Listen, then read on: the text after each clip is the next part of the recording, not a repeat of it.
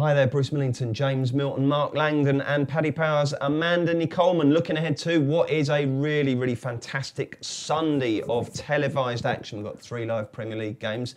And best of all, my missus is going off to the coast with her mates, leaving me an absolute free run on Sunday. So I should be watching every minute of every game, punting like a lunatic. I need some wisdom from you guys. 12 o'clock, we start with Southampton versus Arsenal. What's the latest from Paddy Power there, Amanda? Yeah, Southampton are priced up at 3-1. Arsenal are odds on at 10-11, and the draw is at 13-5. Okay, a lovely little hors d'oeuvre here, a kind of prawn cocktail, if you will. James, who's going to win here?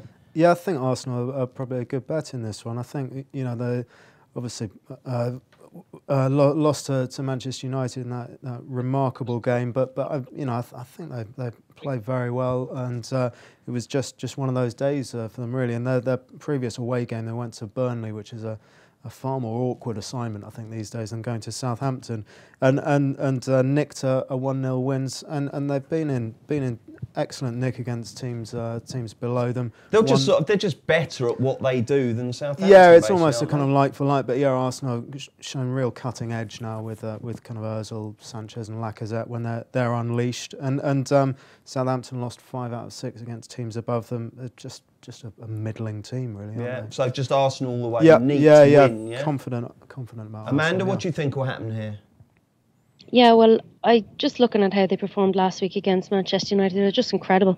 We saw Wenger as well trying out some Fergie tactics. Of course, Lacazette limps off halfway through the Huddersfield match and then is in the starting lineup on Saturday. It was a bit sneaky, but they are just incredible to watch. Arsenal, one of the matches of the season so far last week. I don't think we're going to see the likes of it again, though, this week.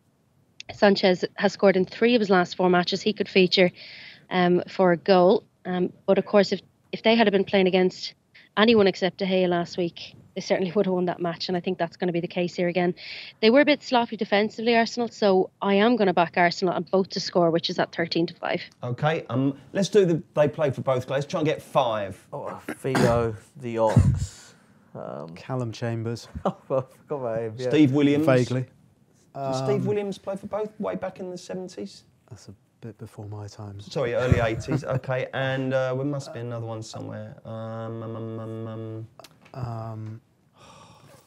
will have a think while you say what's going to happen. Yeah, I'm not as confident about Arsenal, actually, Bruce. I mean, they've only won twice away from home in the Premier League this season. Once was against a dishevelled Everton team, who were awful on the day, and the other was that controversial penalty at Burnley, which I don't think was a vintage Arsenal performance. I think they're going to come up against very similar defensive dour side in Southampton, and it's whether they can, have got the space to break them down. And for all that they were excellent in parts against Manchester United, the goals they conceded were an absolute joke, really. I mean, defensive errors, that cost them. So I haven't got much faith in Southampton, but I haven't got much faith in Arsenal either at odds on. So I was going to suggest Southampton on a draw double chance, but I mean, I've taken on board that all the quality Arsenal have got in the front 3 areas. Just not sure I could trust them myself.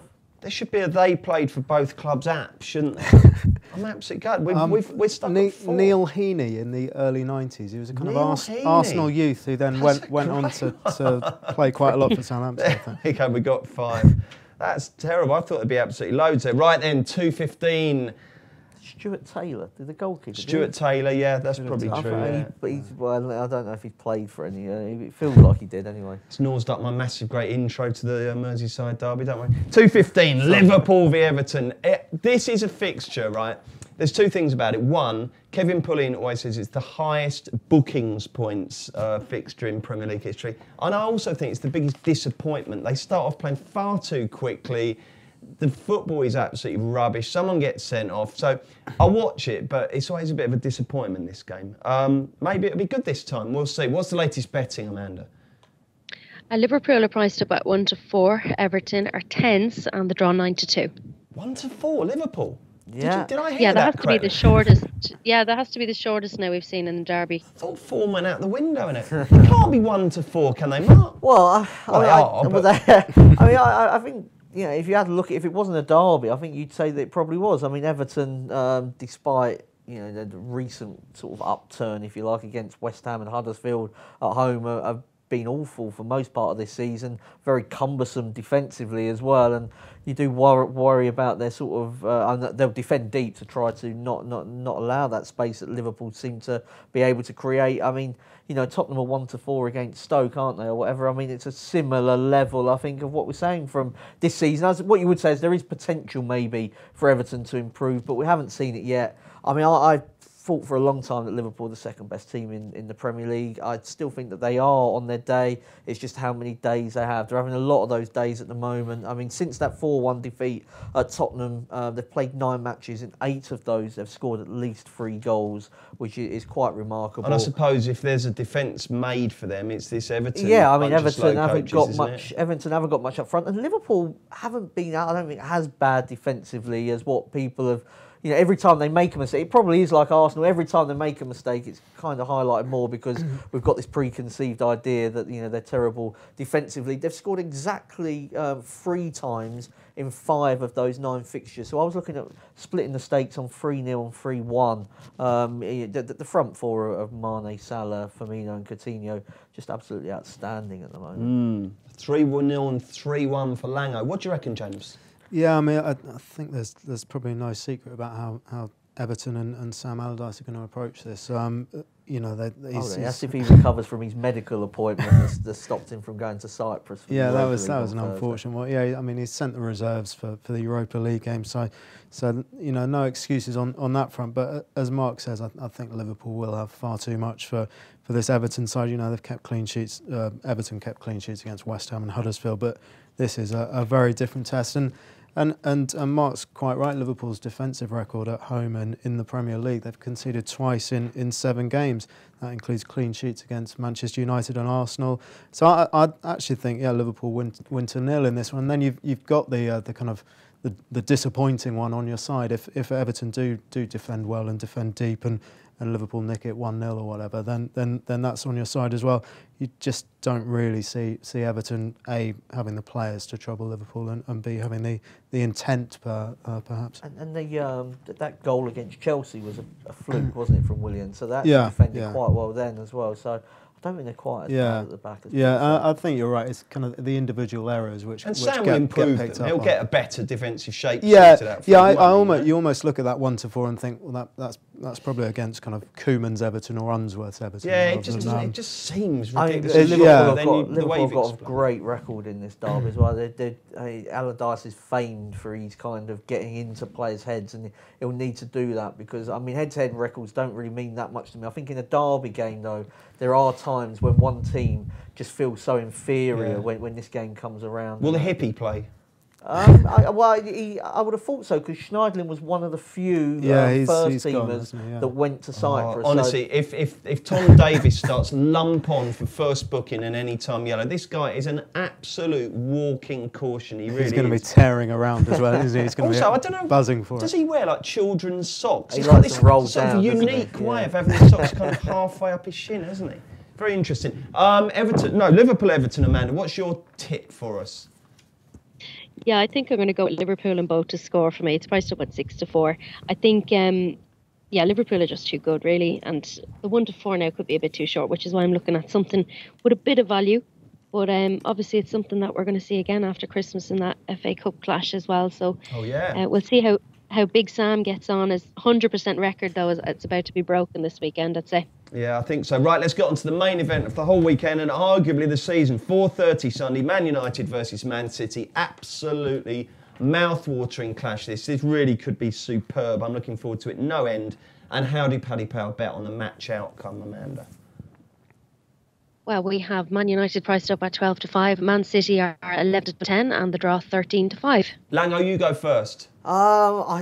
City are drifting, actually. They were odds on earlier on in the week. I still think that they're probably a lay at this price. I mean, anyone that sort of listens to this podcast regularly will know that I do think City are the best team and by some distance. But I think everything has their price, and this feels a little bit short to me at Old Trafford. We don't know David Silva's status. I know Jose Mourinho's expecting him to play, but he would be a big loss if he's not around. It's a brilliant finish the other day, It wasn't was. it? It has been underrated, the gymnastic ability to guide that into net was superb. The goal. I mean, first of all, the pass from De Bruyne. Rice probably feels like he's got Silva where he needs him to be. He can't score from there, and he did, but I do think we've seen signs just of them going to sleep, maybe a bit of complacency defensively, as coincided with John Stones' injury. Will it be Company and Otamendi? Yeah. It's got to be. That Mangler's... I know sometimes you get these players and they get a reputation for being crap, but he just is. Yeah, he is. I mean, I think the Company's got some question marks about him these days. I mean, he should have been sent off at Leicester when they won 2-0. I mean, Stones and Otamendi, they looked so solid when it was those two. This is why I've said in my column today. Do you remember when he was at Chelsea sometimes, Jose, and he'd actually normally go to a big six and park the bus, but occasionally he would actually send them out a little bit more offensively. I mean, I'm not sure. I feel like he'll be wary of what City can do at the other end. But United are unbeaten in 40 at Old Trafford, which and the last team to beat them was Manchester City. But at the prices, there's 8 points between them. I think City, there's no real need for them to go and push, is there? If it's 1-1 with 15 minutes to go, it's not going to be City, relentlessly going for maximum points. They'd be quite happy with a draw. I know they won't necessarily play for one, but I don't see them chasing the victory. And I have my doubts as to whether Pogba's suspension is a problem, but it enables him to be probably better defensively because he can put a Herrera inside alongside Matic and just shut it up a little bit because Pogba does like to go wandering. I think. What's the bet then, Mark? Oh yeah, I'm just going to go for United or draw, double chance. Okay, James, what are you going to go for? Yeah, I mean, price is the key to this, isn't it? And United 11-8 draw no bet at home just looks the one for me. I mean, City have been terrific, obviously, but the last few weeks they have been relying on these late winners. Teams have been able to frustrate them a bit more. And as Mark says, United's home record under Mourinho is superb. And just thinking back to the end of last season when Chelsea were marching to the title, and United really did a job on them when they came 1-2-0 there.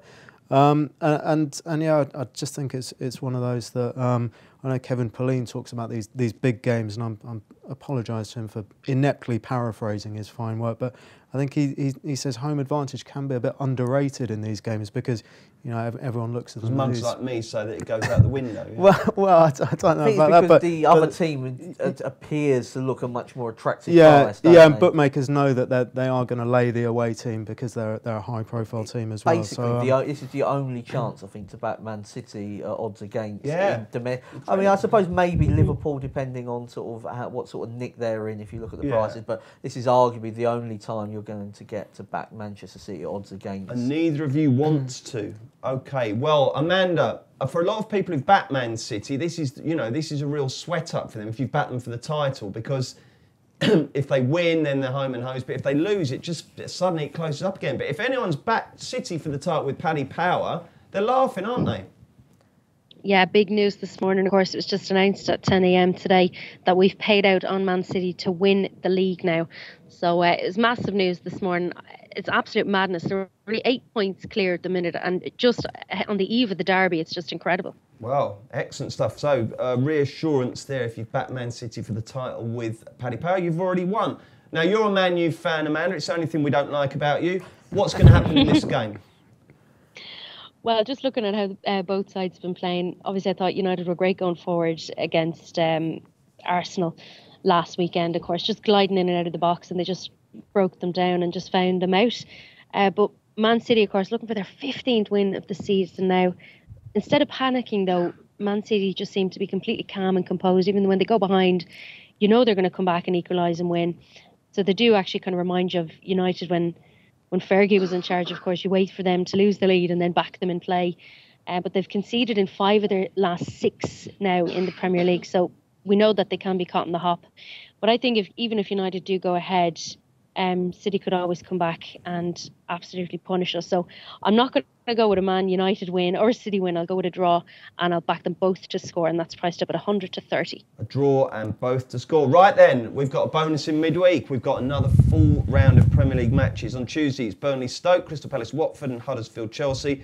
On Wednesday, Newcastle v Everton, Southampton v Leicester, Swansea v Manchester City, Liverpool v West Brom, Man United v Bournemouth, Tottenham v Brighton, West Ham v Arsenal. If we were only having one bet on that full programme, chaps, what would it be, James Milton? I would go for Burnley to beat Stoke. And who would you go for? I'd go for a load of draws, really. I think you could sort of perm up the draws, but maybe I'm going to go for Bournemouth to get a draw at Old Trafford. I think playing on that Sunday could take quite a lot out of United. Okay, and will you be able to watch the orgy of football on Sunday afternoon, James? What's the weekend plans? Yeah, I think I'm in the office. So, there you go.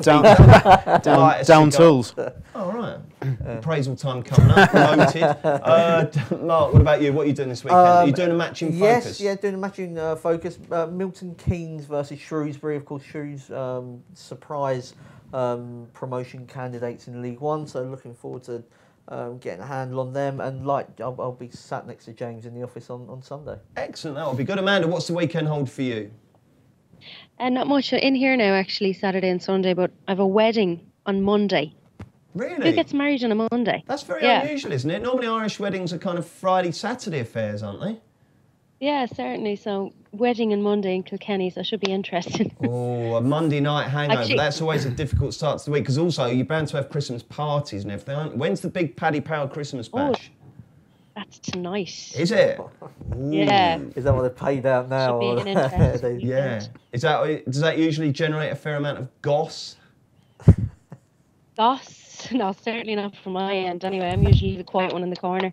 Good for you. But no, it should be. Is there be a good theme weekend to it? ahead. Do you all have to dress up or something, or is it just basic drinking until last man standing? Oh, just drinking, endless, bottomless prosecco, I'd say. Lovely stuff. That sounds good. But I think Frankie's wedding now on Monday, so it won't be short of talkers anyway. Jolly good. Excellent. Okay, well, have a lovely weekend, folks. Thank you very much for your expertise. We are back next Thursday with another Racing Post Weekend Football Postcast. Do join us for that.